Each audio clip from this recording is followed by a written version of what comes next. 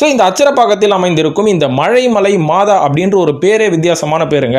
எதனால இந்த பேர் வந்தது அப்படின்னு கேட்டீங்கன்னா, இதுக்கு பின்னாடி ஒரு பெரிய வரலாறு இருக்கு. அதாவது கிட்டத்தட்ட ஒரு 1969வது வருஷம் அச்சரப்பாக்கம் கடும் வறட்சியை சந்திச்சுதான். அப்போ அந்த ஊர் மக்கள்லாம் என்ன பண்ணியிருக்காங்க, இந்த ஊர்ல மழையும் இல்லை, முப்போகமும் விளையல.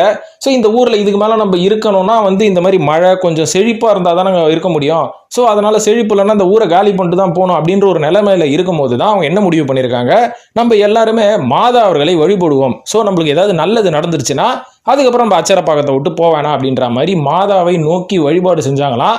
அப்போ பெரிய அதிசயம் நடந்த மாதிரி அச்சரப்பாக்கம் ஃபுல்லா மழைங்களாங்க. அந்த மழை பேஞ்ச உடனே இவங்க இழந்த எல்லாமே அவங்களுக்கு கிடைச்சிருச்சு, நல்ல வளம் வந்துருச்சு அப்படின்ற மாதிரி சொல்லப்படுது. அதுக்கப்புறம் அச்சரப்பாக்கம் ரொம்ப செழிப்பாயிடுச்சு அப்படின்ற மாதிரி சொல்லப்படுது.